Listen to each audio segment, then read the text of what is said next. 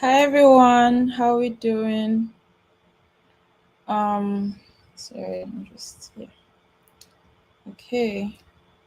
Good evening, everyone. It's awesome to be back here again. Yeah, let's start. So if you're in the last class, just signify with an emoji in the chat section. One or two things you learned from the last class before we dive in for what we have today. So let's just use like the next 1-2 minutes. Today's going to be a long class. I have to tell you that.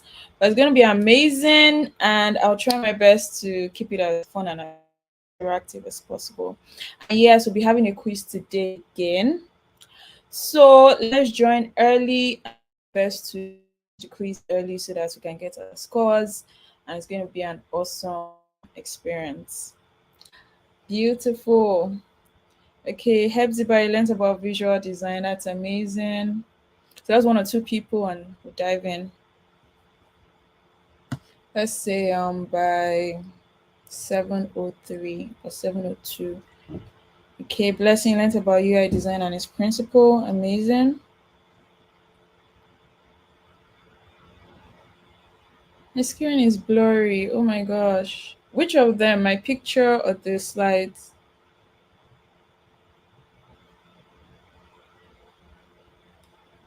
Okay.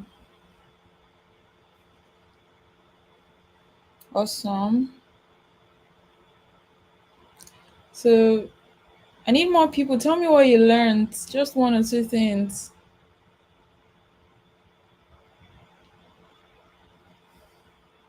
Thank you, Joy.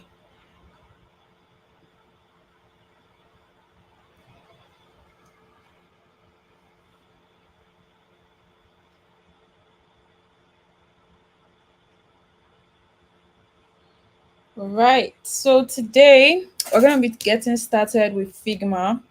And not just Figma, would yes be getting started with Figma, but we'll also be looking at the steps of getting started in UI design or with UI design. So it's kind of hot in here, but I'll try my best to get into what we have for today. All right, so we're getting started with Figma, but we'll be starting with, let me move to the agenda. We'll be starting with the steps for UI design. So what are the steps we take when we want to do UI design? That's first thing we'll be looking at. Then we'll be looking at design tools. Definitely Figma is not the only tool they used to use or people use for UI design. There are so many other tools that work beautifully, but for this class, we're going to be using Figma because of it's one, it's free, and two, it's great for collaboration, and even free while being great for collaboration. And then we're going to have a test, a quiz, and we'll call it a day, and we'll meet again on Friday. We'll be talking about branding, typography, and color. All right, so let's dive in. Okay, so first let's overview UI design. At this point, we all know what UI design is. We all know what UX design is. I am sure we know the difference between UI and UX design. So I'm just going to summarize the main points of UI design. So throughout this class, we've been able to establish that UI design makes digital products intuitive, efficient, and enjoyable for users. So it's not just about a design that looks good, is a design that actually works, that gets the job done, that is easy to get the job done. And so yeah, so it's not just what works, is what people can use. So we use the example of WhatsApp. WhatsApp is a platform people use to send messages. So even though WhatsApp is beautiful, if I cannot successfully send a message, it's useless. And even though WhatsApp can successfully send a message, if it's not appealing or is maybe I'm finding it hard to read words or to make out what I'm sending, there's another reason for me to not use WhatsApp. So that is what good UI is. So moving on to the next. So what are the steps for UI design? Definitely, when you want to do UI design, literally, you have to follow a series of steps. Now, it's not in any particular order, even if it's in a particular order. Um, yes, we know, okay, we want to design this. Yes, we know Probably we've gone through the UX processes and we know what we want to design, but then there's also how do we want to design, or how do we want to approach what we're designing. Just like WhatsApp, and I think I've used this example. We know, okay, we're sending a message, but then how would the page for sending a message look? How would the page for viewing contacts look? How would the page for okay, I have the message has been sent. How do I know it has been sent? What is the notification or feedback that okay, this message has actually been sent? How would it look like? So in the process of creating each of these pages, there are steps I go through, and that's what we'll be going through now. So the first one is research and inspiration. There are about six of them in a particular order, but no particular order. But definitely, it'd be nice to follow it in this way. But then, after feedback, you might go back to sketching, or go back to mockup, or go back to wireframing, depending on the feedback and things like that.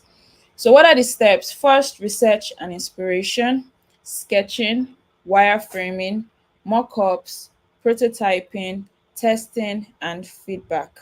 I'll go through it again. Research and inspiration, which I think it's a bit explanatory, but I'll still break it down as we go along. Sketching, wireframing, mockups, prototyping, testing, and feedback. So, what is now research and inspiration? So, research and inspiration is basically understanding the project requirements. What exactly am I designing? I need to know what I'm designing, and then I need to know who I'm designing for. So that falls under research. That's the user research and understanding the project requirements. Yes, there's user research when it comes to the UX. That's discovering or understanding the user experience. There's also user research when you're designing the app. You want to know who your users are. For example, an app for children, an app for a child is different from an app for an adult. For a child, you probably want to use shapes, colors, pictures. For an adult, you can use words, and then you might not need to put so many colors, you might not need to put so many buttons, just straight to the point. So you need to research who your users are. And then also competitive analysis. You need to look at, okay, who are the companies or people, or what, okay, let's see now, who is similar to what I'm creating, or who has created what I've created, or who has maybe started. So maybe I'm doing something from scratch that's never been created before. Where can I get inspiration from? Or maybe, for example, now I want to do the ultimate WhatsApp that can do maybe VR call.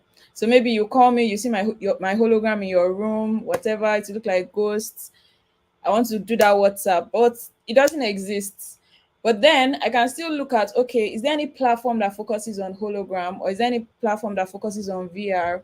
And then I could learn about that platform and bring that feature into WhatsApp. So that's like competitive analysis. And then I started a new thing.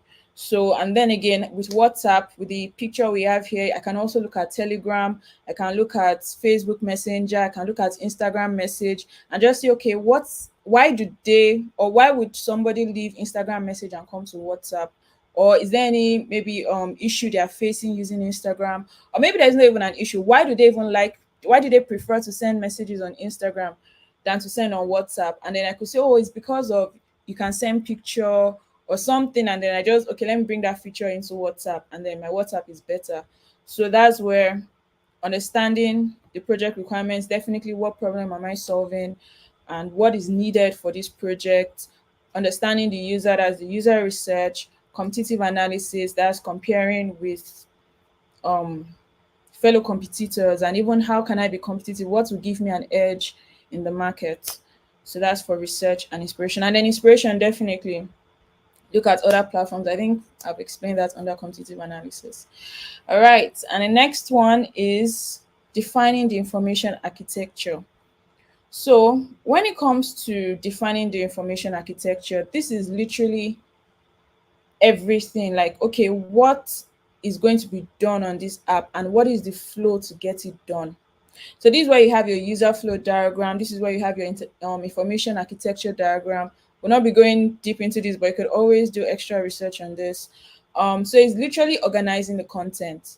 You know the way WhatsApp send messages, but it doesn't just send messages. It sends you can upload your status, you can send a video, you can place a call, you can place a video call. So, and these are different flows, these are different steps to achieve each of these processes. So you want to organize the content that, okay, let's even look at sending message alone. What are all the things that the user can do under sending message?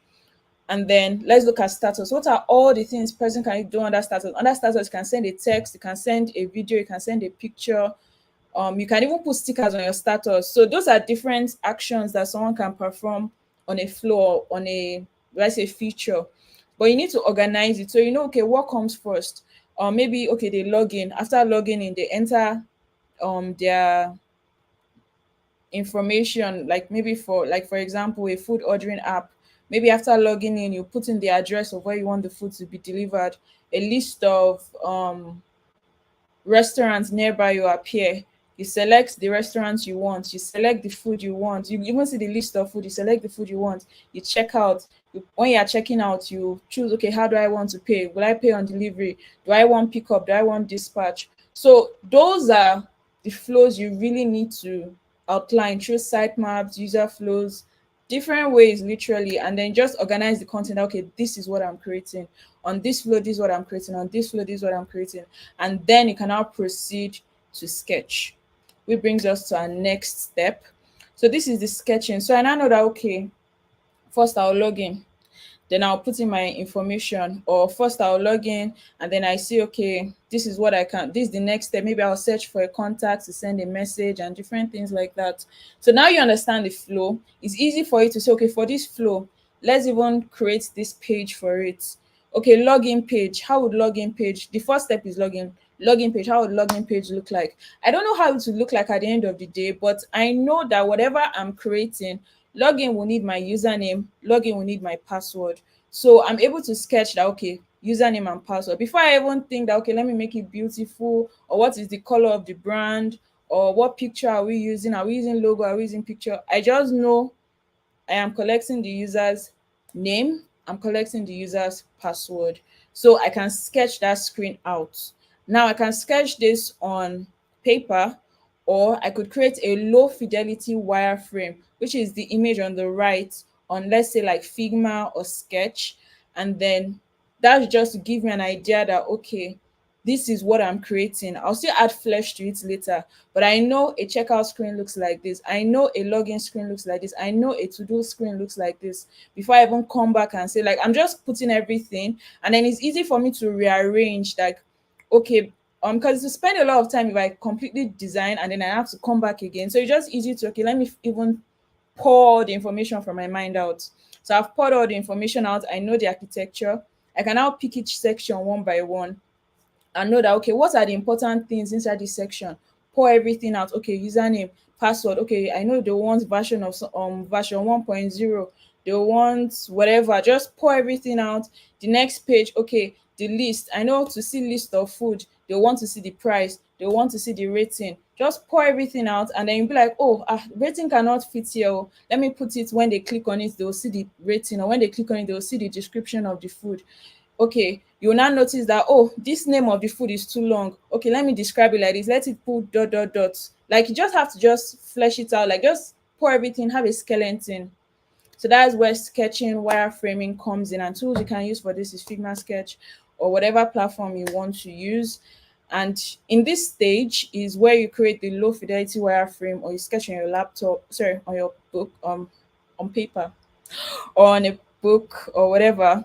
And then you can now move it to Figma and add flesh to it, or move into the high fidelity wireframe when you know that, okay, this is the structure I'm working with. Just like a building now, they'll first put metal everywhere and wood before they now start pouring cement or start putting brick and cement to form the walls and everything. They first put like a structure. They'll know that, okay, wall is from this point to this point, door is from this point to this point.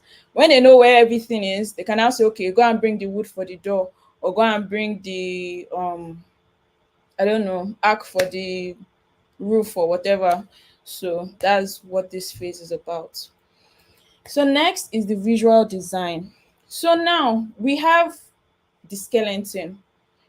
I now like, okay, now let me add color to it. Now I can't just add color to it because I'm actually working with a brand. And next class we'll talk about branding and color psychology and colors and typography and design system as well.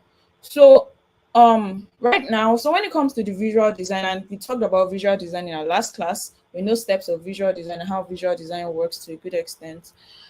It's now a case where I have to design a design system. Now a design system is just like a, how do I put it, like a manual.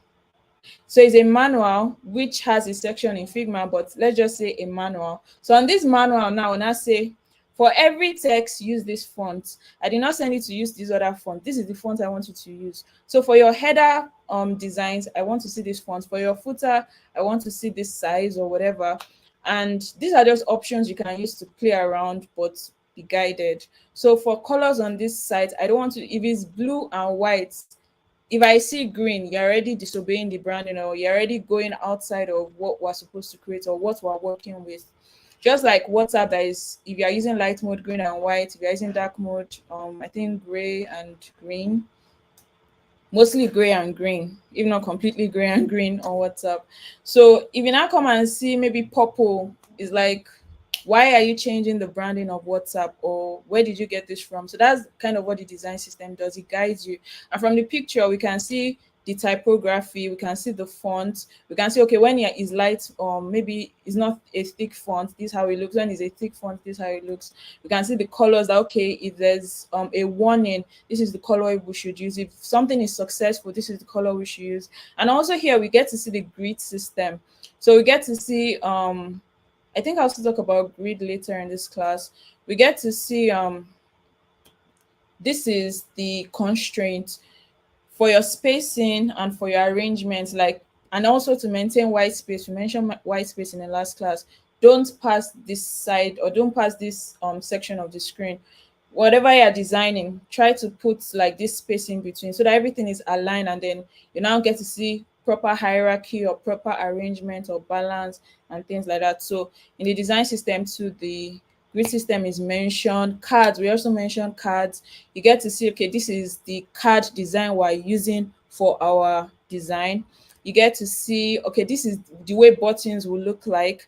You get to say, okay, this is the way icons will look like. And we say, okay, when an icon is selected, this is how it looks like. When an icon is not active, you can't select it, this is how it should look like. When an icon is maybe hovered, like say on a website, like a desktop website, this is how it should look like. So everything is outlined in design system. And definitely we have like super detailed design systems. We have simple design systems. So simple ones will probably just touch color, typography, maybe, okay, this is the style of icons. It might not go as deep to hover state of button or inactive state of button and things like that.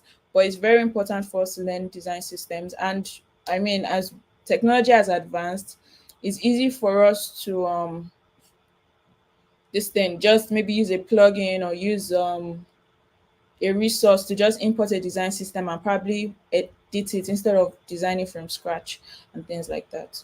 So let's move on. So the next one is high fidelity mockups. So I think there's a mistake on the title, so I'll just continue. So next is high fidelity mockup. So we've done the low fidelity designs. So we've done the low fidelity designs. We understand the colors or whatever we use to add color and life to it, and then we can now add life to it. So from the picture we can see from black and white to purple and white that has more color and life. We can see how the sketch of the card changed to an icon, the title and the words. We can see how there a circle with whatever is inside to represent image changed to an actual illustration. We can see how two lines changed to welcome back. So we can see how the top changed to like the menu and the other one. So we can now see that, okay, this is how we now pick up the sketch, like the final sketch we agree on. We can now add life to it, add color to it, and that's why we go into high fidelity wireframing and high fidelity mockups. And yeah, we have like, okay, this is what we have before we now go on to prototyping and creating like a model we can share for usability testing and all. So now before I go into responsive design, Let me just ensure we're all on the same page. I've not lost you guys. Are we still together?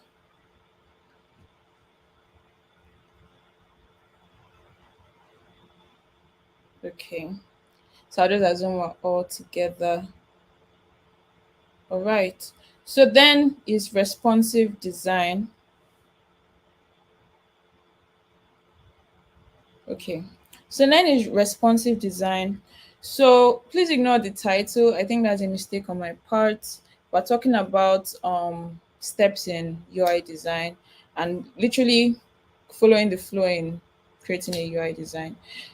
Oh, it's my life. Sorry about that. So number four is actually creative visual design, and under creative visual design are what we're going through right now. So let's go back to the beginning. Research and inspiration, sketching, wireframing, mock-up, prototyping, testing, and feedback. So we research and inspire and be inspired. We sketch. So wireframing, we move from low fidelity to high fidelity, and then we'll move on to mock-ups before prototyping, handing over to the developers, and all. So right now we're talking about actual wireframing from low fidelity to high fidelity, and yeah. So now we're in responsive design. So on my story, we have successfully created skeleton. We have known how to add flesh to the skeleton. Skeleton is looking like a human being. So now this human being has to fit on different screens or wear different clothes effectively. That's a good example. Um, okay, so now that we come to responsive design. Responsive design is literally how a UI works across various devices and screen sizes. So if we design for a website, we want it to look similar when we open that same website on our phone.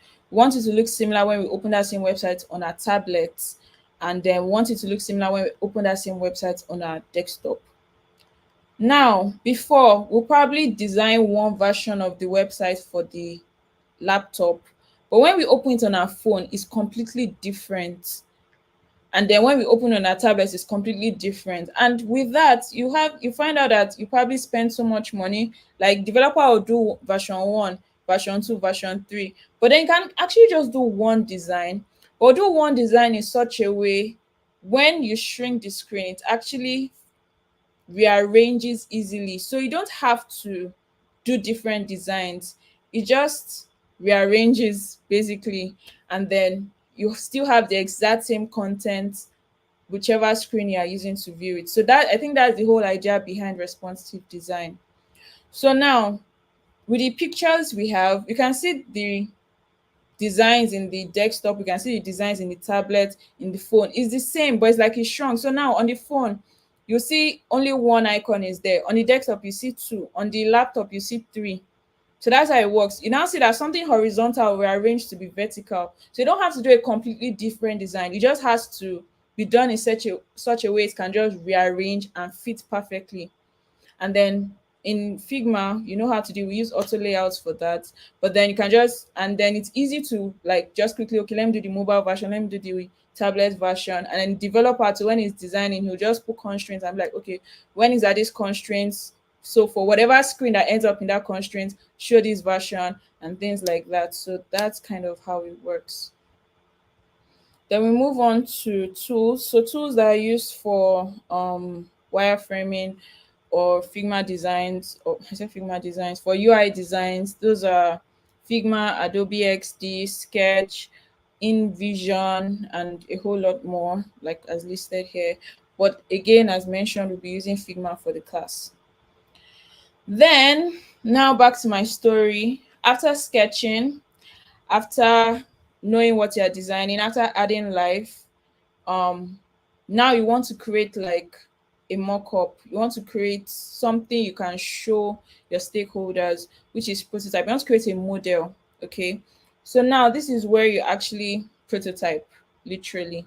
So you have interactive prototypes and user testing stage. So when you create user interactive prototype, and then as the steps are listed in or shown in the picture here,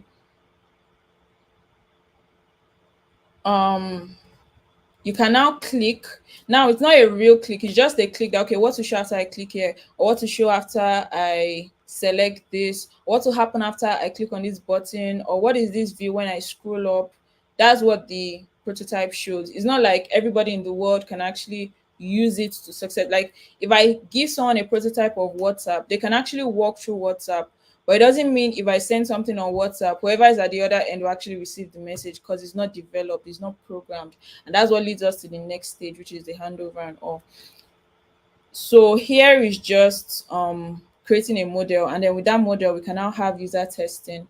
You can have people just come up and be like, okay, walk through this app. I'm not going to talk to you, let me just observe you if you have any issues, or walk through this app and fill this survey and things like that, or walk through this app and tell me what challenges you had while walking through this app. So that's like the phase after. And then iteration based on whatever feedback I get from there. I can now go back. Remember, I said that the steps, I can always go back to another one. Okay, maybe someone will say the button is too small. I'll go back and to maybe wireframing stage and redo the button. Or they'll say, I found it difficult to send a message. I'll go back and be like, okay, is there something in the information architecture I should arrange so that someone can successfully send a message?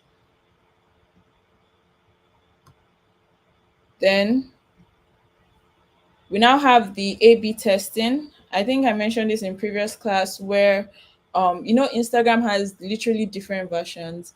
I thought it was a joke, but it literally has different versions.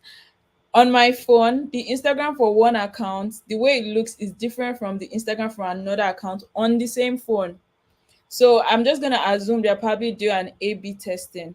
So A/B testing are like dealing with different sample audiences where they release two versions or different versions of a design element to see which performs better. So for example, on one style of Instagram, they're going to say, or you're going to see, okay, maybe search is up and message is down. Like at the bottom navigation is where you can send a message. At the top navigation is where you can search for someone else. And in another version, the message is up and the search is down. So they will not be like, okay, which one were people faster with? Which one did they successfully, like maybe looking at the speed, or looking at maybe did they click like three different things before they found the search, which one did people find easier to use? And then based on all the feedback, you can now say, okay, let's use this version of Instagram. And then maybe like next month or next year we'll now have the final Instagram version that will be the same across all platforms, things like that. And even might be possible to say, okay, in Nigeria, this is the version we should use. In America, this is the version we should use, because Nigerians prefer it this way, Americans prefer it this way. So we found out it was easier for Nigerians to use this platform, and it was easier for Americans to use this platform. So that could happen as well. I'll be this version rather. So the developer handoff. So back to our story, we're done with everything. The app works, I mean the model or prototype works perfectly. Your design is ready. Now bring it to life. I want people all around the world to be able to send messages. This is the final stage. Well, second to the final stage. So you hand it off to a developer, and then this is where you now show them that, okay, these are the design specifications, these are and then you also have collaboration tools, which like now there's this stuff on Figma called Figma for Dev, or Figma Dev mode rather. So there they can actually, developers can go on Figma and see their own version of Figma, or maybe bring it into Visual Studio or Visual Basic. I've forgotten what that app is called, but whatever they program on, they can actually go there and figure it out. You don't have to start saying, okay, set the hex code, this is the hex code for this color, or this is the spacing and padding. Like that's really not your business. Just let them come here to Figma on themselves, go to the dev mode, and then they see their own version and understand everything that's happening. But it's your job as a product designer to communicate, these are the design specifications. Because I use red does not mean you can use purple. You must use that red I used. And also the responsive behavior. This is the hover. The hover is there for a reason. I want to see the hover in the final product. And then also collaboration. So Figma for developers. And then there's this part in Figma normally where you can actually mark a design that, okay, it's ready for development. So there's that as well. Okay. and then monitor and refine. So remember I said as a product designer, your job really doesn't end even when the product is launched. You would still be watching is that okay, what they designed, is it what I designed? What they launched, is it what I launched? Then also users that are using this app, do they have any feedback? Is there anything like I know I did test before, but now that it's live, are there any issues they are still finding? Or is there anything they're like, oh, okay, I know I can send message, but I'd like to see how I can send, or maybe voice notes, or I can draw inside Figma. So um yeah. A question here is, how do users test when the developer hasn't developed the product? You do that through prototype. So when you prototype a wireframe, we kind of have like a mock-up, or you have, let me use the word model, just like in architecture. Before they build a house, there's usually like a model that'll show how the house will look like in real life. It's very small, can fit on your palm, but that is the house. So when they finish building the house, you can compare, this is the color of the roof, this is the color of the window. So now in design, we have like the prototype version where someone can actually walk through the app, but it's just designs of the app. It's not the real developed app connected to a server, transferring information from the user to the backend and things like that. All right. So now let's ask, what exactly is a design tool? So I thought this class would be this thing will be long, but I have a feeling to actually be short. So what is a design tool? A design tool is a software or application that helps designers create visual content such as graphics, user interfaces, wireframes, prototypes, and other visual elements. So basically, a visual tool is something people use to design. I think that's the summary of every word we have here. These tools enables designers to visually conceptualize, create, and manipulate design elements, streamlining the creative process. So if I think in my head, I want to see this, I can literally go somewhere that can help me see it. So I can go somewhere that can give me access to shapes, color, something that can help me even manipulate those shapes, color. And what is that thing I'm going to? That is a design tool. So examples of this is Figma, Adobe Photoshop, Sketch, and Illustrator. Though they are design tools, all well and good, but they are design tools for UI. So even if you might be able to design a UI in Photoshop or Illustrator, I think it would be better to still use Figma or Sketch or Adobe XD for it. So that brings us to design tools for UI. So a design tool for UI is a software specifically used to create layouts, components. See, now the first one was create visual content such as graphic. Now you can actually use Figma to create a logo because a vector based application. You can use it to create like a banner, but it's not recommended because we have more features in, let's say, like Illustrator or Photoshop, streamlined to different content compared to using Figma. So even though you can get it done with Figma, like maybe a basic banner or whatever, you'll find it easier and maybe easier to even manipulate or more if you use something like Illustrator, Adobe Photoshop. So now, design tools for UI. A design tool for UI is a software specifically used to create layout, components, and interactive elements of digital interfaces such as websites, mobile applications, or software. These tools help designers craft the visual experience that users interact with, from buttons and icons to entire page layouts. And you can use Figma, Sketch, Adobe S.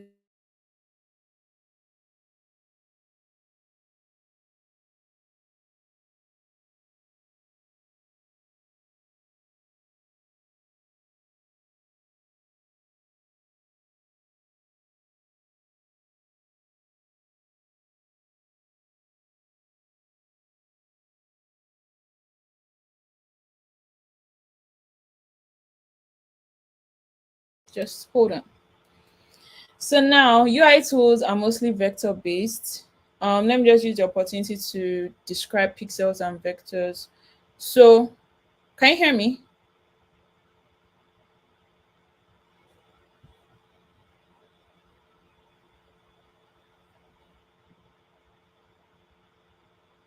Okay. All right, let me just continue. Maybe it's network.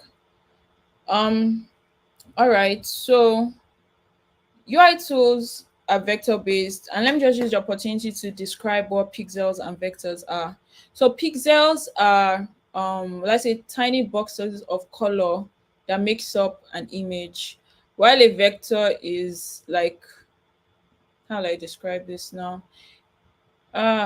Is doesn't consist of tiny blocks of color to make up an image. It's like literally whatever it is. Like instead of tiny boxes, it's like the entire box in a shape. So it doesn't, like if you zoom in, like now if you zoom into a picture very closely, you find what we have on the left. But if we zoom into like a vector image, it's not rasterized. And I think that's the word. It's not rasterized. So if you zoom into what we have on the right, it will still be clear. Like if you keep zooming and zooming and zooming, you'll see the black line clear as day. And usually use like mathematical, like let's say measurements and stuff. While on the left, you see that okay, the detail or the atom of the image is a tiny block of color, which is a square. So the clearer an image is, the more boxes of color to make up the image. But in a vector based, I'm sorry, in when it comes to like a website or a mobile application, you can't mix that because you're working with different screen sizes. So even though it's clear on your desktop, it has to be clear on your phone. Or if it's clear on your phone, it has to be clear on your tablet. You don't want a case where okay, it's clear on your phone to not be blurry on your laptop. So you have to actually let everything be vector based so that regardless of the platform you're using to view it, it remains clear. And then maybe cases where you can control like images, you want to use like high quality but light images to retain quality regardless of whatever screen you use to view it. All right. So just to recap, design tools are used to design. Literally, design tools for UI are tools used to design UI and are usually vector based. And yeah, they have all the elements to create successfully create UI all the way to prototyping and maybe collaboration as well. So what is FigJam? Yes, Mercy is not bitmapped. So what is FigJam? FigJam is a collaborative whiteboard tool designed for brainstorming, planning, and ideation. You can find it on Figma. So Figma has an update. So apart from the normal Figma design file, you now have slides, which is for presentations, and we already had FigJam before. But yeah, those are the three things we now have on Figma. So FigJam is used for brainstorming and ideation. So now the initial phase when you're probably doing your research or you're getting inspiration or you're trying to get out the information architecture, it might be advised, although you can still use Figma, but it's easier, like you have more tools to achieve that using FigJam. So now you have like sticky notes, all of you can come here, put your idea, don't put your idea, what do you like, what don't you like, what do you agree, don't you agree? Now, the traditional way is everybody's probably in an office. There's like a everybody is dropping sticky notes on the board or talking and noting things down. But digitally, maybe you're working remotely, you can use FigJam for that, and then you can literally draw your even your user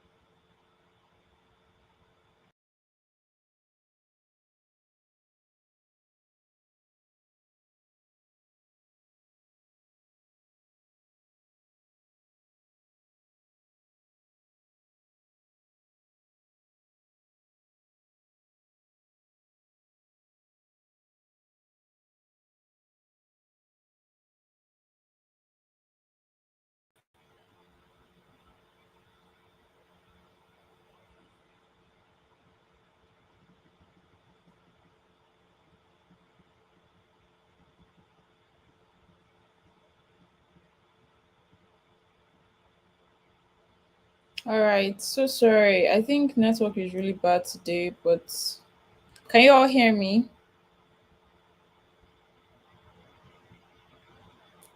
Are we together?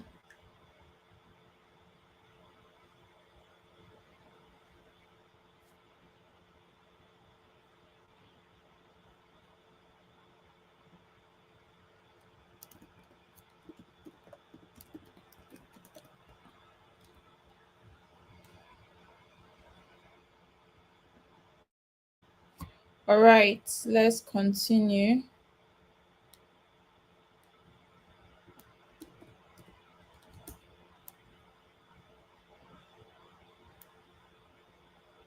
Okay, awesome. All right, so I think we understand what FigJam is. So now let's go into Figma.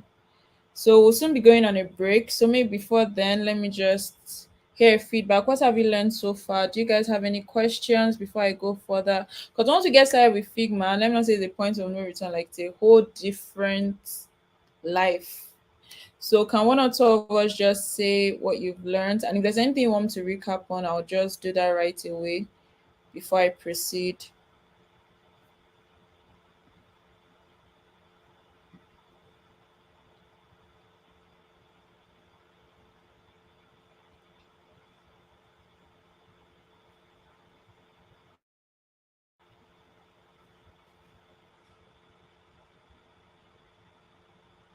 Okay. All right. Is there anything you want me to recap on before I proceed? Okay, so maybe for the steps of UI, let me just use a story basically. Yes, Canva is a design tool. Yes, it is. It's an online design tool, or you can download, either works. All right, so let me just recap basically using a story. I think let's throw away all the big words and let's just understand what we need to do. So I want to design, okay? To design, first, let's even know what I want to design. So that's where you research. That's where you get inspiration. Okay. So now, after researching and getting inspiration, understanding my user, looking at competitors or companies that are similar to me or similar to or do something similar to what I want to create, then I now go on to sketching. And I'll sketch, okay, this is what I okay, sorry, and I go on to understanding, like creating an information architecture, or let's say organizing everything that needs to be created, or putting everything down that okay. So first step, understand what we're creating. Second step, outline all the parts of what I'm creating. So I'm going to create a landing page. I'm going to create um I don't know, a hello page or a search page or a search view. Okay. So first I research. Second, I know all the parts of everything I'm creating. After knowing all the parts of everything I'm creating, I now begin to sketch those parts out, which is the low fidelity wireframing. So I can start from sketching on paper, or I could maybe use Figma to do a low fidelity wireframe. So what is a low fidelity wireframe? A low fidelity wireframe is a wireframe or a design that doesn't have life. It's probably like blank. It's just a sketch of what I want to create. So I know, okay, maybe for login, I need a username and password. So now I'll just put, okay, let me just put a design to represent username and password. I don't know the color I'll use yet. I don't know the picture I'll use yet. I don't know the illustration I'll use yet. But I know I'm collecting username and password. So my sketch on my low fidelity wireframe will just be like a box to represent, okay, we're collecting um username and password. Then after that, I'll now move on to the high fidelity wireframe. So low fidelity is basically just to have an idea of what I'm creating, know what goes on the page and the arrangement of what goes on the page. So once I know what goes on the page and the arrangement of what goes on the page, I can now move on to actually design all those parts in more detail. So we have a skeleton page that okay, collect username and password. In the high fidelity, I'll now say, okay, let me use padlock beside collect username and password. Let me use an icon for eye to hide or view username and password. Sorry, the password. Let me add purple circles around to match with the branding. Let me make it pretty. Let me add a picture of a user, or maybe a picture of a circle to represent a human being or look like a human being, an illustration. So that's why we now move into the high fidelity. Okay. So after I now have my high fidelity, I'll now go on to prototype it. When I now prototype it, this is me linking, adding interaction. So now I'm saying when you click on this, let this happen. When you hover your mouse on this, let the color change. So now it's now easy for someone that is walking through the app to know what comes before what. Are we together?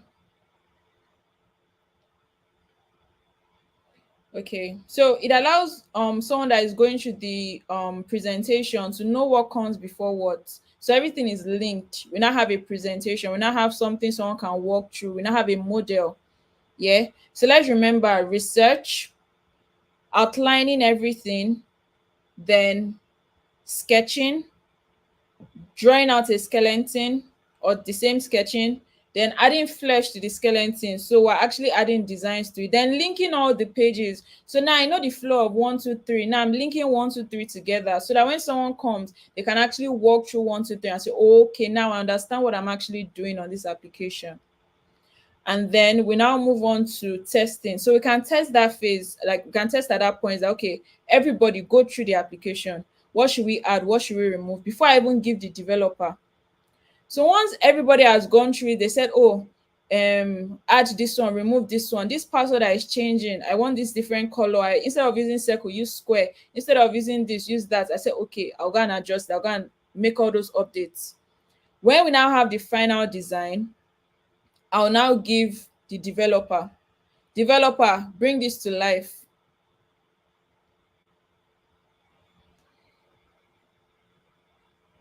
I'll now give the developer, bring this to life. For developer to bring it to life, I have to explain to developer, these are the colors you must use. These are the pictures you must use. I've already defined those in, like, those have been defined in design system before I even added flesh and everything. So, and design system, definitely this is where all the colors, all the states, all the buttons, all the fonts, everything is outlined. So I know everything I'm using in my design. I know the laws guiding my design. So I now share the developer. The reason why I use purple, don't change it to red. I use purple for a reason. Or developer, I use this font. Don't be happy enough to use a different font. And then also whatever the law is, whatever interaction I put, that will explain, okay, it hovers when you come here, or they slide through here to view this. So it's not tap, it's slide. So I explain all those for the developer. So that's like in a developer handoff. Okay. And then in Figma, there's a section called Figma for Dev, so, or Dev mode rather. So developers too can even like connect the Figma to their own code and work with that when they are bringing it to life. So after then, the developers actually bring the application to life. There's now another testing, that does it work? Does it match all the requirements? Are there any feedback? And then we launch. And even after launching again, I'll still be in the comments or in the feedback panel or whatever on the website. I'll still be checking that, okay, if someone will not say, oh, I find it hard to read, or I find it difficult, like I'll like this feature added to the application, I'll note all those things. And then I can make an update and then give the developer again, and then developer will add those features, and then we just keep growing and growing and growing. So those are like the steps of UI. Okay. The steps of it, as I've covered all the like visual design section and everything. All right, so now we're now going to tools, or we now went into tools. Okay, so now what are the tools of UI, or what are the tools of the design tools? Before us establish, design tools are for designing. I think that's the best way to summarize it. And then we now move on to tools, design tools for UI, which is different from regular design tools. Now, design tools for UI is used for websites. Sorry, it's used for designing for websites, applications, mobile, and different whatever you want to create. But then it now has features that support it. So one is first vector based, and then I explained difference between vector and pixels. The best way to just summarize it is when you zoom in on a vector, it remains the same. The quality is the same. But when you zoom in on a pixel, it gets blurry and you get to see the atom of a pixel, which is like different box of colors coming together to form a picture. Okay. And then we have the design tool we're using for this class is Figma it's because of it's easy to collaborate, it's free. At least you can use it for free. Before it's only if okay you want to do complicated things, you can ask your account to pay for it and stuff like that. But it's free, awesome collaboration, and it's easy to get designs done for UI. Okay, and then we now moved into Figma itself. Now on Figma, we have three different things you can use Figma for. Either FigJam, the design, Figma design, or slides. So the two things we're highlighting in today's class is FigJam and Figma for design. Okay. So FigJam is used for brainstorming, is used for ideation, is used for understanding. So this is used for the initial part of design. Like, okay, if you want to even create user flows, or you want to create information architecture, even empathy maps, like whatever you want to create, just to pour out all your ideas down, you can use FigJam for that. Okay. But when you now want to do the actual design, you now move on to Figma design file. I hope that clarifies that. So ideation, brainstorming, all the sticky notes, everybody pause the idea, write it down, do the user flow diagram, draw everything, know everything, FigJam. UI design, link everything, um put the color, everything, all the pictures, Figma. So that's the difference. So FigJam is for ideation, and Figma is for the actual design. And that's what brings us to Figma. So that's where I stopped. So are we all on the same page? So I think after this now we'll go on a break. So can one or two people just tell me what they've learned, or if there's any area where they need clarification before we go on the break? And then when I come back, we'll dive into Figma.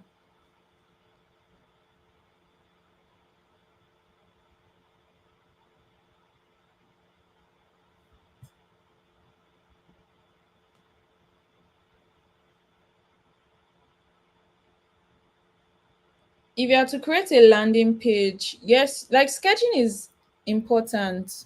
Okay, so now as you progress, you probably have an idea of how it will look like as you gain more experience.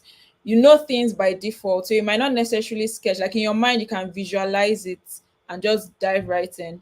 But as you're starting out, it's better to actually sketch out screens and even look at like other screens that exist. Why did they put home here? Why did they put send money here? Why did they put this button here? Why is there a back button here? And then when you're sketching, you're able to see, okay, what am I adding or removing? Am I actually capturing everything they want on this page? Like, let's use that login page now. If I only put password, I'm not capturing username. So I need to capture, okay, there's a slot to enter username, there's a slot to enter password, there's a section to say forgot password, there's a button of successfully login, there's a feedback of login. So I have to actually draw it out that okay, how would it even look like? Is there anything I'm missing? I can't start putting send, like maybe for example, if we log into WhatsApp, I can't start putting the send from the front page. I have to first log in, then search for the person I'm sending a message to, then send, like see the page of writing the message and actually clicking send. So sketching helps me to know, okay, based on all this information and based on each step, this is what is needed to successfully achieve everything on this page. Before I even say, okay, let me make it like, let's say is figuring out the functional part before you now go on to the design part. So you need to figure out the functional part before you go out to the design part. So yes, even though you're designing a landing page or you're designing an application or you're designing an experience or you're adding a feature, it's advisable to sketch unless you can like visualize it in your mind. But I won't say it's good practice. It's advisable to sketch so that you know what you're doing. All right. Then I saw another question on FigJam. I explained it shortly. I hope we all heard. But if we didn't, I can always go back.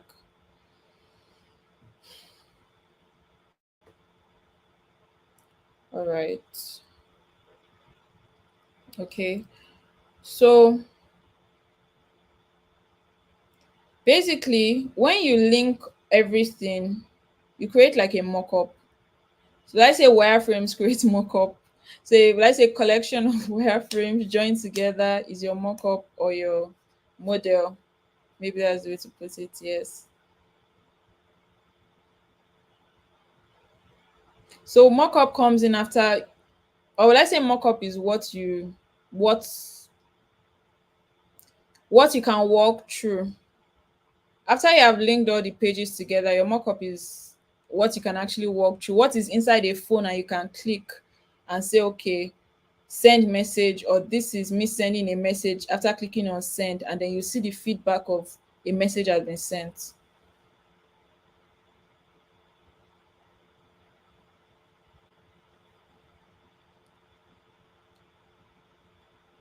All right, so I think we're good. Developers come in after like you've successfully gotten a version, like you're done with all the designs, you have done with all the testing. You now want to actually, okay, let's bring this to life. Like, remember, as a product designer, your job is to design. Your job is to successfully design something that works. So once you have designed something that works, it's now the developers that will actually bring it to life. Like, okay, let's use this design such that someone can go on their phone, go to www.whatsapp.com or web.whatsapp.com or whatever, or download the WhatsApp app and actually send a message.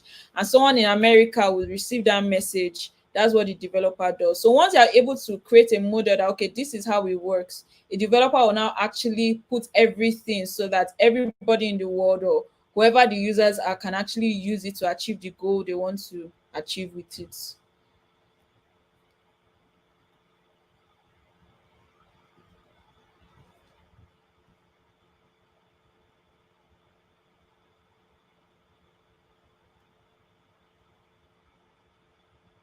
Yeah.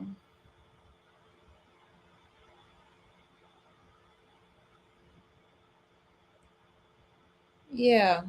Adebayo, I think so. So yes, it is.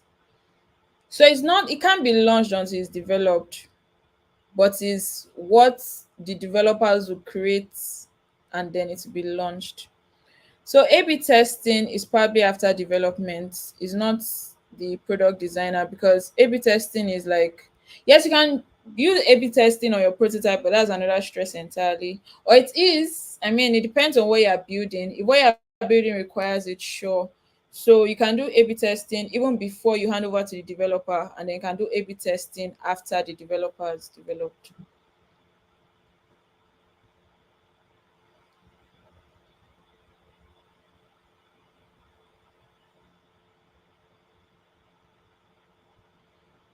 Yeah, exactly, Amalu. All right, so let's go on a break.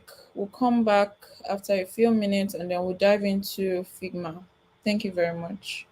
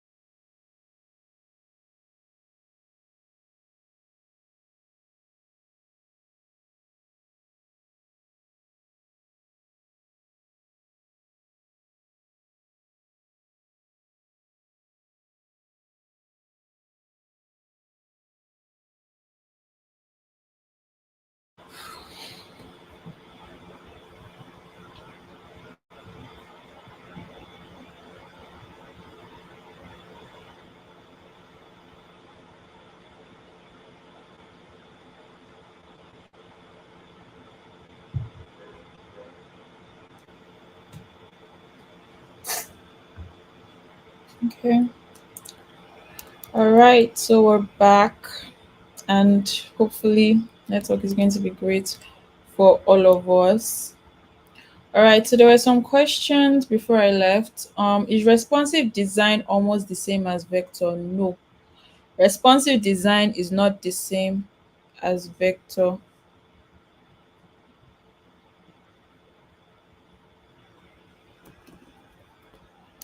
Okay. Responsive design is not the same as vector. Now, just I'll define both. Okay. First, but wait, can you all hear me? Are we together? Are we clear? All right. So, first, responsive design is literally designed such that maybe a design on a phone renders well when you are viewing it on a laptop. Same way, whatever is done, like if you do a web design for a laptop, it renders well when you view it on a phone. And it's done in such a way you don't need to do two versions, it just rearranges and shows clearly. So imagine if you did a website design. I'm sure probably we've all, well, some of us on your phone, you go to view desktop mode or view desktop version, and then to literally show how it's supposed to look on a laptop on your phone, and then you now zoom in to what you have to do. Now imagine if that's what you were stuck with. That would be bad because you can't view it very well. But when you do a responsive design, is where it now rearranges to how it's supposed to look on a phone. So it's not that big, it all shrinks down and then it's still readable. You can still go through everything, everything is clear. Same if you open that same website on a tablet, it's clear, everything is showing very well. So that's literally how it is. So um whatever you design for a laptop shows well, the same elements, the same pictures, it rearranges to show very well on a phone, rearranges to show very well on a laptop, rearranges to show very well on a TV. So whatever, even on a billboard, so whatever you view it on, it just adapts to that screen. And it's a developer that sets this, but then in the design you can like, okay, these are the constraints, or this is the view for a screen larger than this, or this is a view for a screen smaller than this. So you can just put those, okay, this is the phone and all these views, and then developer will now use the knowledge to set his own constraints. So that's for responsive design. Now for vector based design and raster, or what vector based design is and what raster or pixelated images are. A pixelated image or a pixelated anything, illustration, whatever it is what, like as the name suggests, is made up of pixels. And what are pixels? They're tiny boxes of color. They're tiny boxes of color that make up an image. And you can test this if you look on your screen, zoom, you'll see that it is tiny boxes that is making up an image. And I showed an image earlier in this class to show how a pixelated image is when you zoom all the way. Whereas for vector, when you zoom all the way, it's not made up of tiny blocks of color. It is what it is. Like I said, the technical part is where like mathematical equations calculate how far something is, like two edges are from each other, so it just fills in the gap. But normally you can just say it's not made up of pixels. So no matter how you zoom, the quality remains the same. So wherever platform it is, the quality remains. If everything is blurring, the vector there would remain strong and clear and beautiful. So that's the difference between vector and pixels. And then also the difference also, like with pixels, you can, maybe if you're using Photoshop now, you can manipulate. So you can maybe change the color, or maybe like do a blend mode, like you can do picture related things like photo manipulation with pixelated images, but you will not be able to do photo manipulation with vector images. You have to convert them to pixel images. And then same with vector images, you can adjust shape. So you notice vector images are mostly made up of shapes. You won't see them made up like now my face like this. If you take a screenshot, it's a pixelated image. If you want to see me as a vector, it's probably my cartoon version of me that you can zoom and it's be clear. But the way I am like this, if you zoom, you'll see blocks of color making up my face. So that's the difference. So same way, You can perform photo manipulation of vector images, things like that. So no, back to the answering of the question, responsive design is not the same as vector design. So what's A/B testing? A/B testing is where two versions of a website or web application is tested with the users. This happens after development, but the product designer will design those two versions, but it's tested after development. So I use the example of Instagram. Instagram where the message is at the bottom and the search is on top, and Instagram where the search is at the bottom and message is on top. They release both versions. They're not like, okay, what is the performance of these both versions? Depending on whatever results they get, will determine which will be the final version or which will be the version for whatever country. I hope that makes sense. So that's A/B testing. Okay. So with that being said, let's move on to the next part of this class. You are not a developer. A developer uses code, programming languages to bring applications to life or to now even development is broken down. We have front-end developer, we have back-end developer. Just it's a whole different thing. But I'm just categorizing it with development. So when you hand over to the team that is in charge of bringing it to life, of using code, using programming languages, using APIs to bring it to life, that's when you're handing it over to the developers, basically. But you as a designer, your job is to design and monitor and design maybe changes, updates, features, the initial product and things like that. Beta testing, I think A/B testing is kind of similar to beta, but beta testing is more of look at this feature before we release it. Like beta testing is not for everybody. So it's like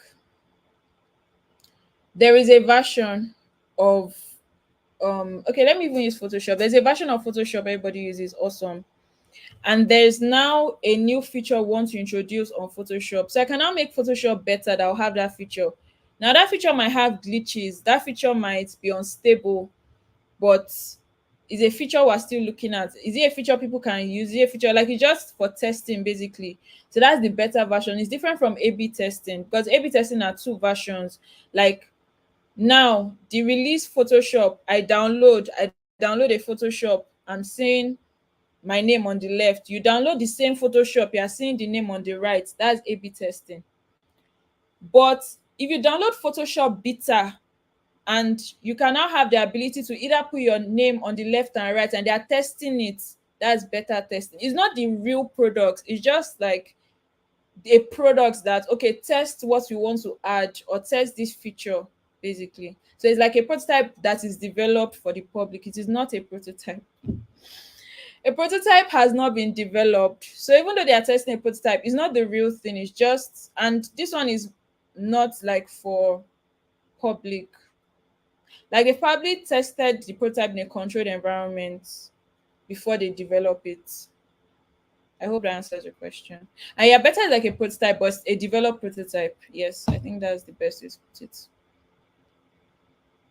Yeah, and there are even developer communities like I think Apple has a developer community, so you can download better versions of app for your phone or laptop and then test it. So you even get to use latest versions before it's released to the public. Like now, some people are already using the latest iOS version, but the problem with that is you might have some errors before it's even like they now say okay, it's good enough to be for the public. They now officially launch the iOS version. So I think that's the best way to explain that. So time has been fast spent. Let me just continue. So introduction to Figma. Okay. So what is Figma? Figma is a cloud-based design tool used for creating user interfaces, wireframes, prototypes, and visual designs. It is popular for its collaborative features, allowing multiple designers to work on the same project in real time. So, in other words, this is a design tool for UI and it is cloud based. So, whatever you are doing is not saving on your laptop. You can download the version, like the file to your laptop, but by default, whatever you are doing is not. In fact, even if you download it, what if you want to work on it again and you upload it, it's still on the cloud, it's not on your laptop. And I think that's a really awesome thing. So all you need is just internet. And also you can either even download the app or use the web version. So you can download it, have the application on your laptop, use it, or you can just go to www.figma.com, work on your file online, and whatever you do is saved online, and it's saving as you work. And then people can collaborate with you in real time. People can collaborate with you in real time. And what else? Yeah. So it offers tools for creating and sharing components, working with different design systems, building responsive layouts, and then it's a browser-based platform, but then you can also download, and it ensures accessibility from any device. So you can use your phone, although you can use your phone to design, but you can use your phone to view mock-ups and maybe interact. But then you can use your tablet if it's the same screen size um as a monitor, maybe like a small tablet. You can use your tablet to actually design, maybe connect it to a keyboard or a mouse, depending. You can use your tablet to design and as well as view. And yes, so yeah, let's continue. So how do you join Figma? Go to www.figma.com to get started for free. Literally go to get started for free. Yes, it is a button on Figma, and follow the steps. Sign in. Either you use sign in with Google, or you put a new email and password, or whatever is yeah, or yeah. So either you sign in your email and password, or you sign in with Google, and you have your account after that. Then let's move on. So I hope we all, because I know from the last class I told all of us to create a profile on Figma. I really hope we did that. Then next, what are the actions you can perform on the Figma dashboard? I have to hurry a bit so that we can do our quiz before the end of the class. So what are the actions on the Figma dashboard? So after registering on Figma, I think it automatically logs you in. If it doesn't, you can easily log in. So the actions you can do on the dashboard, when you get to the dashboard, is blank. Obviously, you've not done any design yet. So you now have the option to create a new file. So the picture on the left, like I initially mentioned, you have the design file, which is the main Figma all of us talk about. We have the FigJam, which is for brainstorming and ideation. And you have the slide. Perfect. You can see beta beside slide deck. We can see beta beside slide deck, meaning this is not the final version of slide deck. They are testing it. So whatever issue you see, understand that is not the final version. So that's slide deck beta. I don't know if it's the same on everybody's platform. Maybe everybody has access to it, maybe not. I don't know.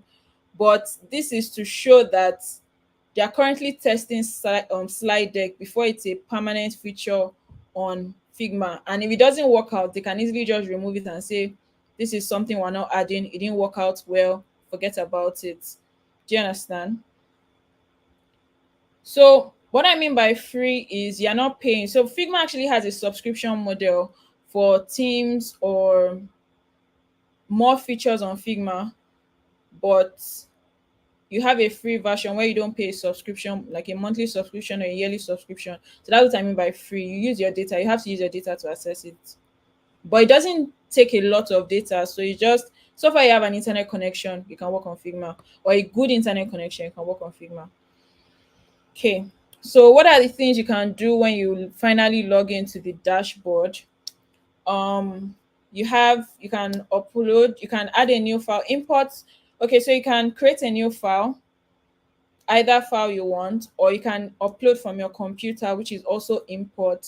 So if you have a Figma file on your computer, maybe you downloaded a template or someone sent you a file, which is rare to be honest, you can upload it from your computer and open it on Figma. Then you can view templates. There are existing templates on Figma. So I don't know if you can see the second picture very well. The top layer, you can see all this colorful stuff. Those are templates. Those are even FigJam templates you can use. And then there are also templates for Figma itself that you say, okay, I want to do a website. Let me pick a template of a website. You can get that on Figma through Figma community. And then a Figma community is literally where everybody or different people upload like templates or resources and things like that. So you can access that through Figma community. So instead of starting from scratch, you can edit an existing design. And then you can view all your Figma files, you can organize them, delete whatever function. You can see your account setting, maybe add another profile, delete, and the rest. So that's what you see on the Figma dashboard. So next, what are the parts of the design file? So remember I said this class is mostly design file. We're not really dealing with FigJam. Yeah. So once we've created a new file, it's blank. So this is a sample. And then the center is the canvas. So part of the Figma design file, I'm going to be taking us through different parts of Figma design file, like the different parts of Figma on the Figma design file. So I'll be going through the tools, I'll be going through the sections. So the first section we're looking at is the canvas. So what is the canvas? That's the blank space where you design and arrange your elements. By default, it's an empty area, so you can add frames, shapes, text. So first thing you add is actually, okay, now you know what you're creating. So if you're using the mobile first approach or the desktop first approach, we know the type of frame you want to create. And then you add the frame, either a phone frame or whatever. I'll still show you frames later on. And then you can start designing from them, grouping and arranging, things like that. So the first thing you see is your canvas, blank, clear, beautiful. So the next thing is your layers panel. So that's on the left, the black on the left. So that's a zoomed in version here. So in your layers panel, when you start adding things to your file, like your frame, so you can see home page frame, and then you see like a rectangle CTA, call to action. So the layers, which is the second part of the left side, the top parts are like maybe actions. You can see the name of the file, Figma sample. You can see your assets. We'll still get to that, your pages. Then you have your layers. So anything you add is in your layer. If you add a shape, if you add a text, whatever you add is would be under your layers. So when you start a new design, you add frames, whatever elements you add, it will show in a hierarchical structure, showing a hierarchical structure of your design. So you can either come to the layers and tap on it, or whatever you tap on the design would also reflect in your layers panel. So that's what, just to keep track of whatever you're doing basically, or whatever exists on your canvas. So next slide, we have your frames. So if you're doing a mobile design or a web design or whatever, you have to create a frame for that. So a frame is what can actually be linked. You cannot link to shapes. You have to link frames. And then frames also help with organizing your file. So they provide like a starting point, and then as you design, you add more frames. Like we'll still learn about frames. Buttons can be frames, anything can be frames. Let's just look at it as housing containers, basically. Housing containers. So it can be a housing container for a button, housing container for a phone size, a desktop size. And the good part about Figma is when it's a housing container for like a phone size, you can actually look at it inside a phone, especially when you're like going through the mock-up perfect and things like that. And then we'll learn more as we go on. So that's for frame. So next are pages. So pages are like different sections of canvas. So you can have a file, let's call it Figma sample, or let's call it WhatsApp. So in page 1, I can rename it to WhatsApp web. In page 2, I can rename it to WhatsApp mobile. So for whatever designs for the WhatsApp web, I'll put it in page 1. And whatever designs for the WhatsApp mobile, I put it in page 2. And then I arrange them in different frames or sections that, okay, this is the flow for sending message. This is the flow for viewing status. This is the flow for sending a video, all inside websites web and website mobile. So that's what pages does. And then personally, I love creating like a repository page where maybe a design I'm not using on the main page, I could just put it there, a design that instead of deleting, just let me just put it there because I might need it again, or we might say, okay, let's bring back that idea. I don't want to start doing it from scratch. So I just either create like a repository or a dump page and just put them there. So now this is where you might want to go for the paid version. So the paid version of Figma, you have unlimited pages, but the free version can only create 3 pages. Same with files per folder. You can only create 3 files per folder. If you want another one to make number 4, you have to create a new folder. But with the paid version, you have unlimited. So those are parts of that. And it's also on the left on top of layers. Okay, so next is the components panel. So components, when you have your design system, like a proper design system, your components appear here. So these are like design um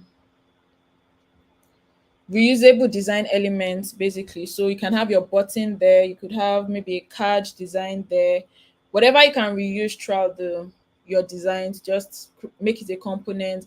And then the good thing about components, when you edit the original, it edits all the instances inside the Figma. So let's say like you have a dashboard now and maybe you add a new feature. Once you add a new feature on the parent component, we still learn about all these things. All the children components include that feature in the design. So that's like one beautiful benefit of components.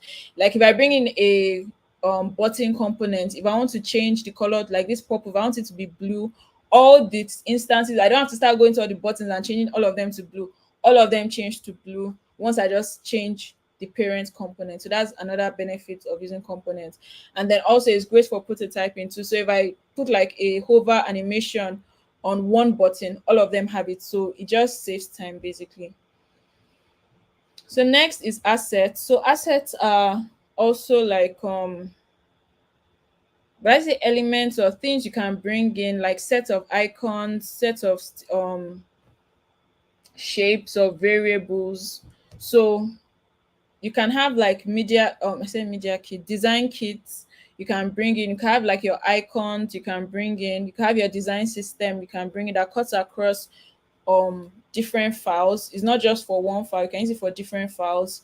And then you can say, okay, instead of me um looking for icon, like going online, downloading Facebook icon, downloading Instagram icon, downloading send icon, I could just bring in the assets and then through my variables change the states to like, okay, I don't want change this Instagram icon to Facebook icon. Like it just makes it easier. We'll still learn more about this as we go on. So that's what asset does. Is another way of speeding up your design flow. Then we have the properties panel.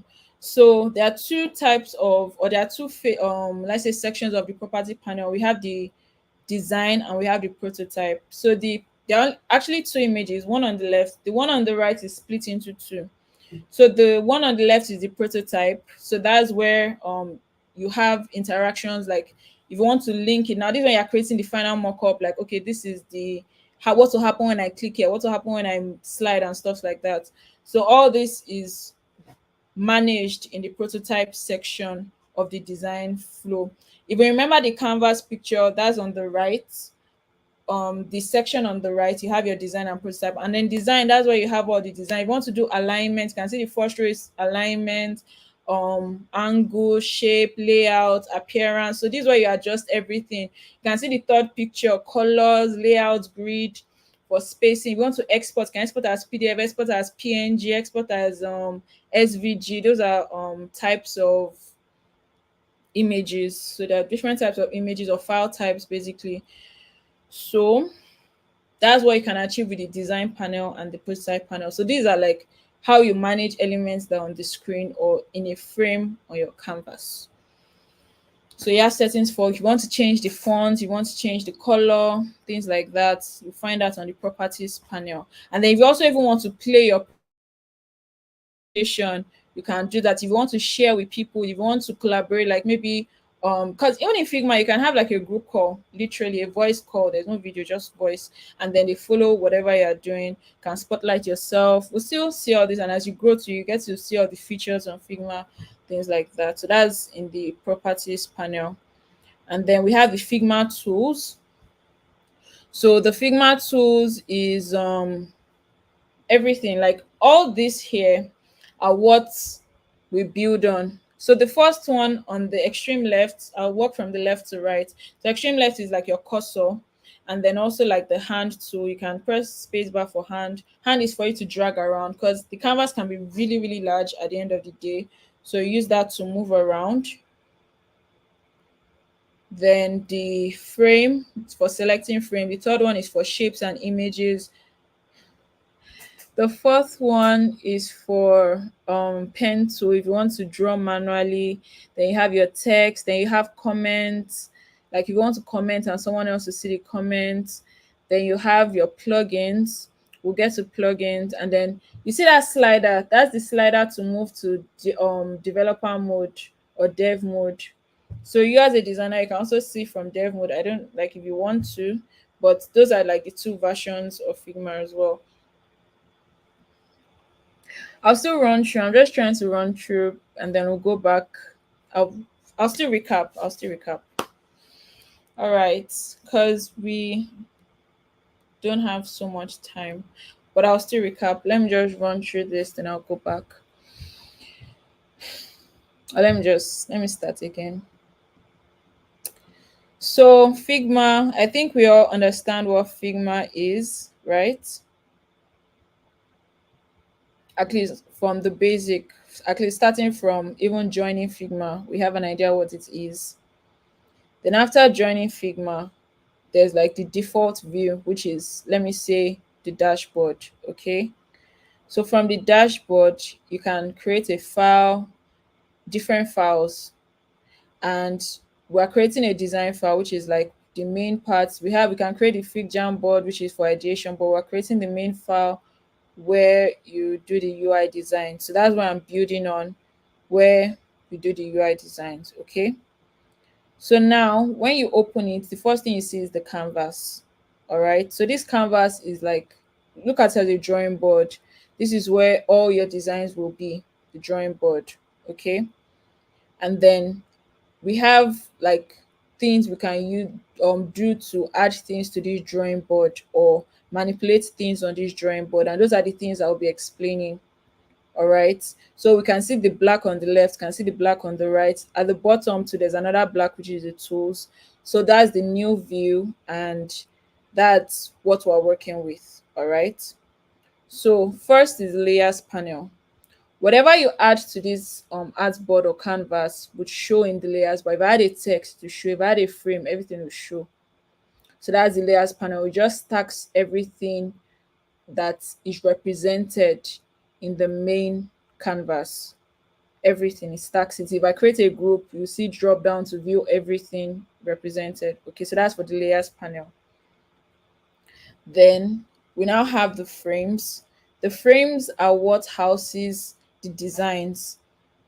So now the frame could be what houses all the designs, or like, how like create describe a frame now, like a container, literally a container. If you're cooking, you probably have the bowl for your ingredients, and then you have the yeah, you have the bowl for your ingredients, then you have the bowl for adding all your ingredients. Like you pick from each of the ingredients and put in the main bowl before you now probably put it in the pot, which is another bowl again to cook. So maybe we can use that to understand how frames work. So a button could be a frame. The different screens are frames, and even the housing of everything, like, okay, let me even name this give, is also a frame. So it's just different containers to hold different parts of the design. And then you can only prototype frames, you can't prototype elements. Okay. All right. Or you can prototype shapes, because you might still be able to prototype text. Okay, so now the next one is pages. So pages are parts or are different canvases in the same design file. So different artboards in the same design file.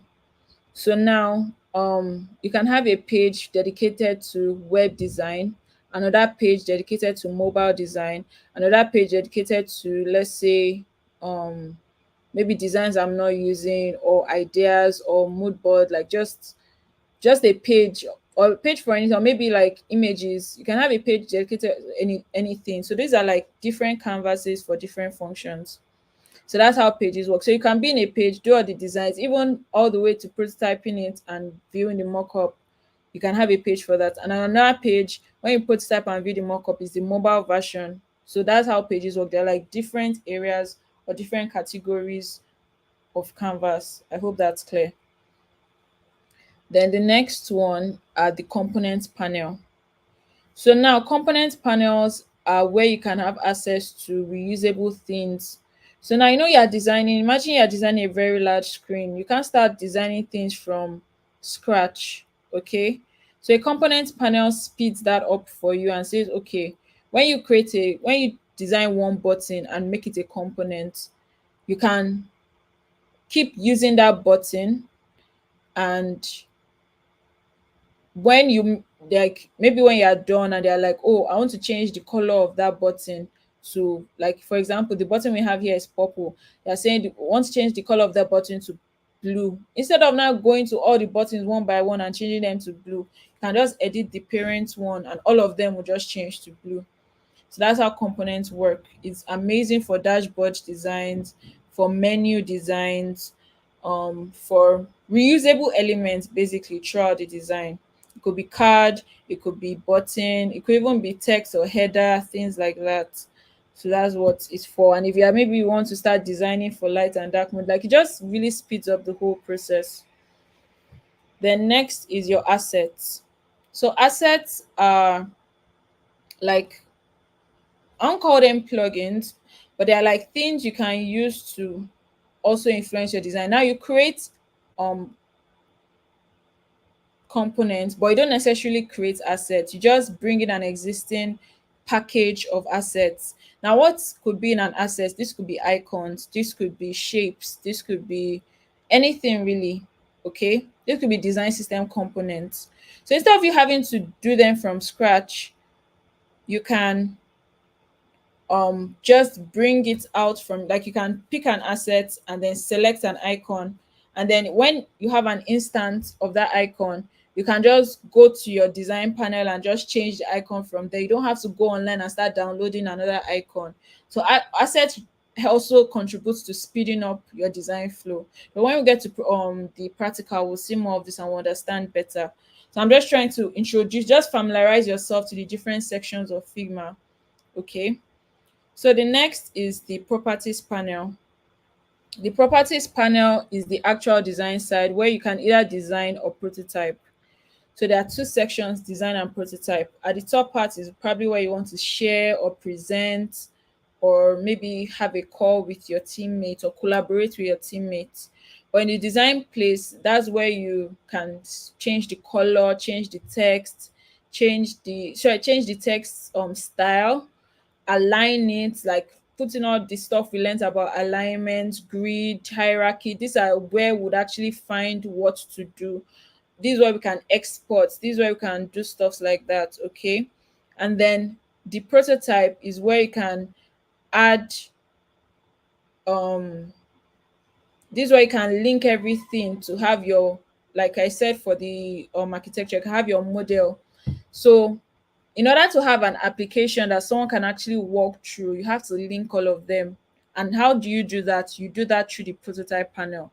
So you can describe it, like you can see on the left, the first image, interaction plus, flow starting point plus, scroll behavior. So this is where you set, okay, when you scroll, this is how you should scroll. Interaction, when someone taps it, this is what should happen. When someone hovers, this is what should happen. This is where you set all those things in the prototype part of the properties panel. All right. So that's that. And then designer, they designed the everything to add everything designed. That's where you even create components and things like that. So the next one is the Figma tools, which is at the bottom. Remember the canvas, there's left, right, bottom, and the middle is the canvas. So the tools are now like the basic elements if you want to add a frame. So the first one is if you want to select. The second one that looks like X and O, if you want to add a frame. The third one is if you want to add a shape. The fourth one is you want to draw. Like you're very good with drawing, so you just quickly draw the draw. That's the fourth one. The fifth one is you want to add a text, like you want to write your name. You can create a text box or create a text. The fifth one, one, two, three, four, five. Okay, the sixth one is comments. So now maybe nobody's online, because remember it's a real-time collaboration tool. So nobody's online. You now want to leave a message for somebody. You can now go on a design, like on a screen. Remember I showed you frames. You can go on a frame and just use this comment tool and just tap and write a comment and say, oh, this frame is looking ugly or is looking fine. And everybody that comes to the file later on will see what you wrote there and they can now act on it. So that's what comments are for. And the seventh one, that stuff that is like square, circle, plus, that's for plugins. I'll still explain plugins before we go on. So next is the plugin. So I just use these three screens to explain how plugins work. First, you right click, you go to plugins, you choose the plugin you want, or go to manage plugins, and then you see all the list of plugins. And then you now have like whatever plugin you click on shows. So what are plugins? Plugins are add-ons on Figma that extend functionality with extra features and resources. So to be honest, Figma can't, I mean, they've put enough tools to help us create our designs, but there are some things that are not there. And there are some things we actually need to do. And they're like, you know what, we can't create everything, but we can create room for you to still be able to do everything you want to do. And then for people to create things that other people can benefit from. So for example, everything I've said, I've not said how you can get an image. Like, yes, you can add an image, but can I actually get a default image from Figma? No, I cannot. But through a plugin, which is an add-on, I can actually get an image. So for example, now this flow, I click on plugins, I can see the last plugin I used, or go to my saved plugins are plugins that I personally saved. Okay, these are the plugins I want to be using. While managed plugins are like choose a plugin from scratch, which goes to the next page in the middle. And then I can search for a plugin I know. And if I don't know the name of the plugin, I can just type what I want. So maybe remove background and then a plugin will show up, or um, make a picture a vector, a plugin will show up, or maybe add a flag, a plugin will show up, and then I choose it. So the plugin I chose for this one was image, which is Unsplash. So Unsplash is a plugin that allows an existing website, yeah, but it's also, and then it's a plugin here that now allows me to add images. So I don't have to start searching Google for an image. I can just go on Splash and I can search for an image I want. So I can search for a portrait, I can search for a girl, for a boy, and I could just bring it into my design, saving me time. So those are what plugins do. Beautiful. So that's it basically. All right. So other things to note, frames and layout. Frames define the size and structure of your design. It could be mobile or desktop screen. It also helps to organize and manage different sections of your project, ensuring consistency. Okay. So shapes, text, and components. Shapes create UI elements, text add on labels, information. Like shapes just add that extra design or um holding or just something. How do I explain this now? Shapes add life or design to your work. And then if we look at every design, I think I established on Monday that a lot of design, if you break it down and break it down and break it down, you see there are a combination of lines, color, shapes, images. So that's where shapes come in. So even your icon is a combination of shapes. Okay. And then you have your grids and alignment. So through your design panel or your property panel, you can set your grids for your different screens, and you can say, okay, let everything be aligned left, aligned right. You can even bring in auto layouts for left and right and things like that. So grids help ensure that elements are evenly spaced and aligned. It improves the visual balance and usability, like aligning buttons in a calculator app. So probably you want all the buttons to be in a grid-like form. You can arrange that. And grid in Figma, you can know, okay, this is where I should stop.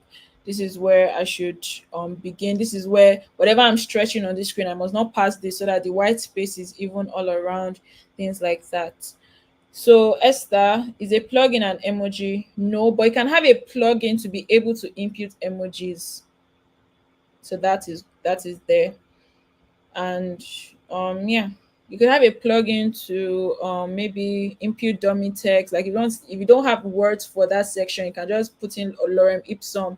There's a plugin for that. Just different things you normally do, but probably don't want to save time doing them. You can bring in plugins to do that for you. So last thing to note, prototyping and interaction. So prototyping in Figma creates interactive designs to test user interactions. It involves linking screens and defining actions such as button clicks to refine the user experience. So I'll go through that again. Out of everything we've said, we should note frames and layouts because they're very important. We should note shape, text, and components because these are what make up designs or create UI elements, basically grids and alignment, because this is how everything will be arranged. And then prototyping and interaction, because this is how we can have interactive designs that you can actually use to test the user interactions or show how an interaction will be. Yes, plenty things are packed in plugins. All right, so we've come to our test your knowledge. I hope we're excited. I hope we are excited. So, with everything we've learned, we'll still do a recap, but so as to get through the test, because about a 5 minutes test. Let's all scan this code. Let me start it. All right, so let's all join, and then together we'll take the test. I hope we're together. So while we're waiting for people to join, I hope we're not confused. If you have any questions, just drop it in the chat box. Attendance, you can take your attendance. Let me know we're still together. I've not lost any of you. If you need me to go over anything, let me know. And yeah.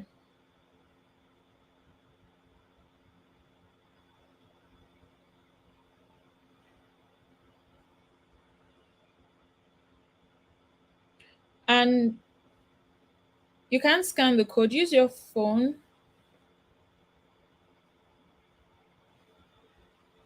Okay, if you can't scan the code, just put the link bit.ly. Okay, you're using your phone. Bit.ly slash SCT SC test 3. Bit.ly slash SC test 3. That's the link. Then ID, or you can go to slido.com and put the ID 4181636. So if you can't scan, just go to slido.com, put in the ID, or go to bit.ly slash SC test 3. Bit.ly SC test 3. So you all just join, and then I'll start the quiz, and then we'll conclude. All right. So, and Uja, I hope I pronounced that well. When designing, if the product being designed already has professional pictures to be used, how do we infuse these pictures into the design? So now, to if you already have the pictures to use, you can import it. So on the toolbar that I showed you, where you have shapes, and you click on it, there's a drop down showing different shapes and image. So you click on that to bring an image in, or you can maybe Control Shift K, or you can draw a frame, fill it up, and then, or you can draw a shape and then in fill, edit the fill, and bring in an image. I think those are the three ways you can bring in an image to Figma. Yeah. So everyone, please join the test, and then we'll start. It's a 5 minutes test, and we have less than, and we want to finish that before the class ends. So let's all join. Let's join. The link, okay, can the link be added to that? I think it will be added shortly.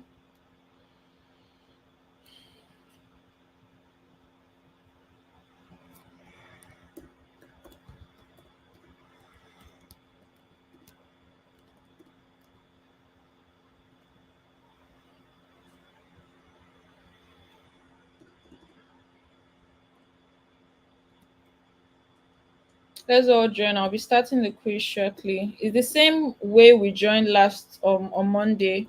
So it's the same platform. So just join and wait and then I'll start. So this is the only version. That's why I made okay. The timing is it will be a bit longer than it was last time. So there is no second time. So we should all join now so that we can all take the test together and bring it to a close. So just join, put your name, and then would know. All right. So let me just wait for like 30 more seconds and then I'll start the quiz.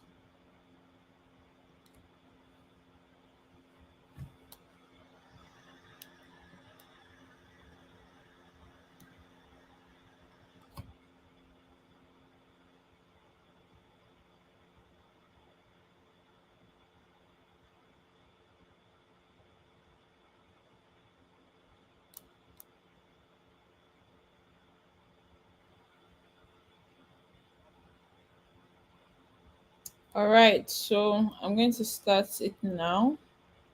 I hope we've all joined. Yes, this quiz is graded. You see your score at the end.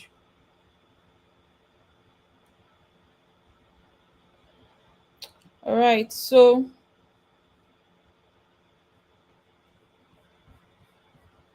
awesome. All right, get ready. The first question is up.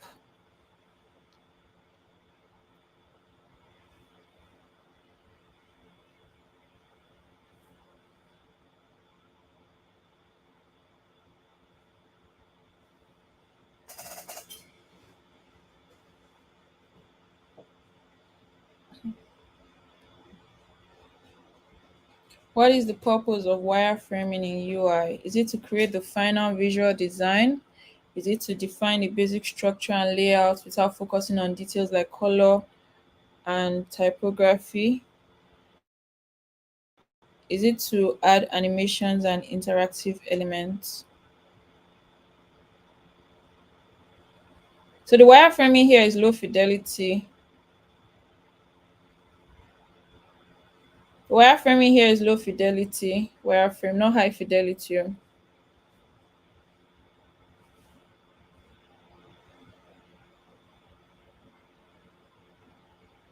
All right, so this is the answer. Okay, so it's to define the basic structure and layout without focusing on details like color and typography. Next question. Why is prototyping important in the UI design process?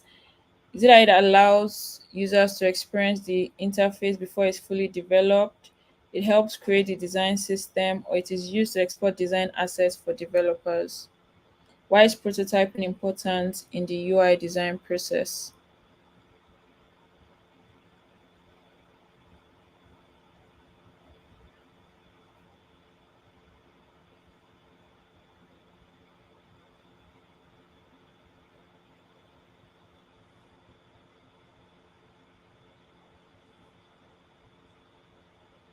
Time will soon be up.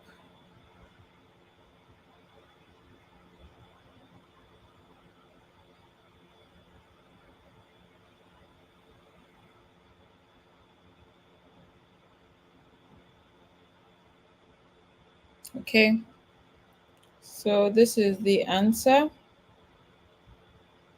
It allows users to experience the interface before it's fully developed. That's why prototyping is important in the UI design process. Remember, it's like the creation of the model. Next question. How do you create a frame in Figma? By drawing a rectangle, by selecting the frame tool, or by clicking the text tool and typing frame? How do you create a frame in Figma?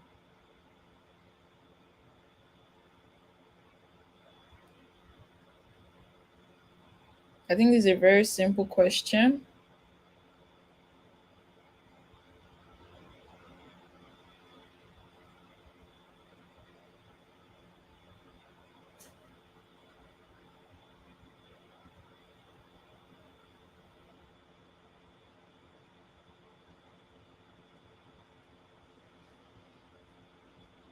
It's a soon lock. Let's try to vote as fast as possible.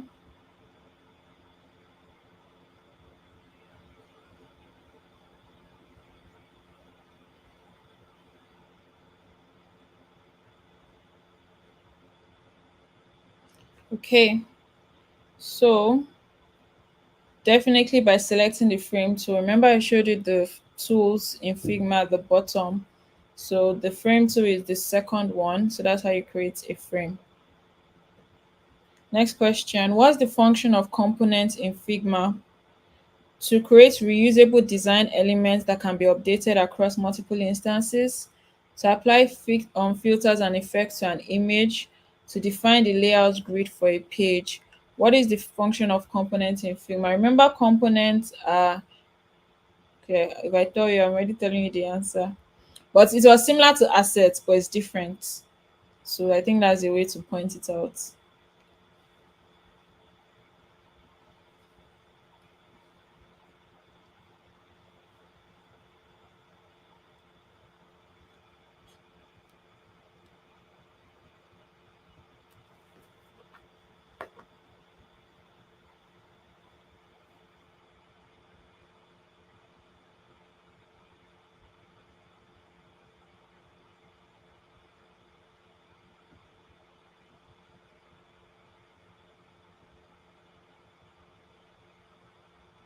Okay. So the answer is to create reusable design elements that can be updated across multiple instances.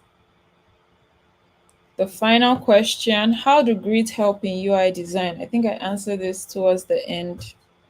Does it help in aligning and spacing elements consistently? Are they used to create animations for interactive prototype? Are they used to add color schemes to the design? I think this was a bit difficult, but I know we're smart people, so would know the answer to this. So how did grids help in UI design? I kept emphasizing white space, white space. I've already told you the answer. But how do grids help in design?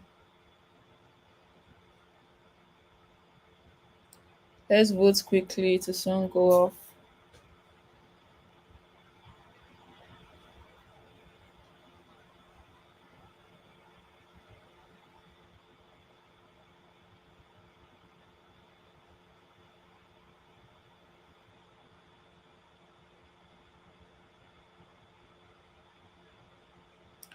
All right. So they help in aligning and spacing elements consistently. So that is all. So who is our first person? Ihuoma Oreva Peace. Congratulations. Congratulations. Got 5/5. I'm impressed. Okay. All right. So you guys upload your scores. Let me see. I'm excited to see your scores. Woo! All right. So that will be all. Let me just put this. So thank you all. If you have any questions, we still have like 1 or 2 minutes. Just let me know. I'm happy. I mean, a lot of us passed. Let me even see the overall rating. A lot of us passed.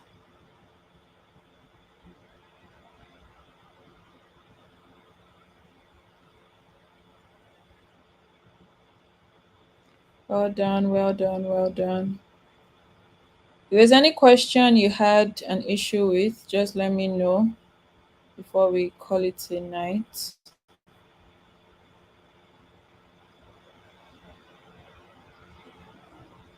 There were 5 questions.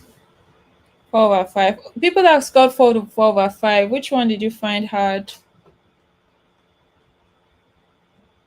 If you need to join the Canvas class, just message the coordinators and they will help you sort that out. People that scored 4/5, okay, your network is slow, so sorry about that.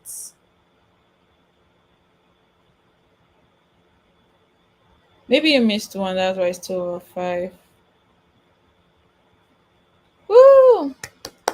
All right. So, do we have any questions before we call it a night? I know this night there were so many network glitches. I mean, so sorry about that, but thank God we're able to pull through. Okay, so components allow one to have reusable like we can create instances throughout the file. So for example, a button is reusable. Wherever you want to put an instance of a button, you can create a component of a button style and then be duplicating it throughout the file so that, for example, peradventure, you have to change the styling of the button. You can just edit the parent one and then all the buttons throughout the file will be edited. So that's how components work.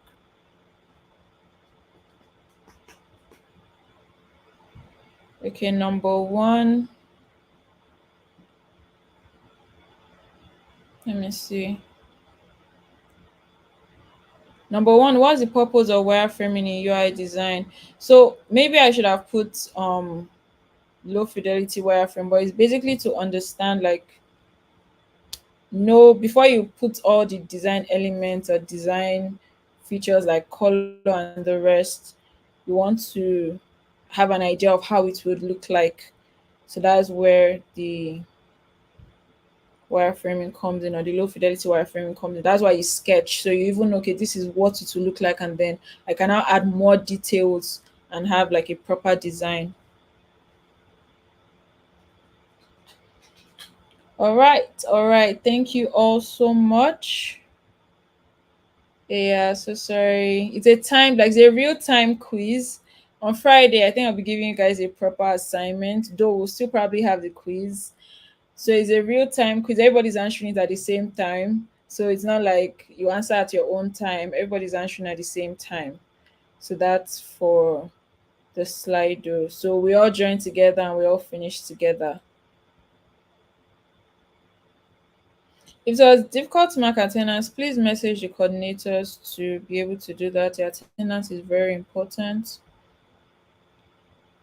Thank you all. All right. So, in absence of questions, I think this is what I'll call it a night. Thank you all for your patience. Thank you all for your what's the word?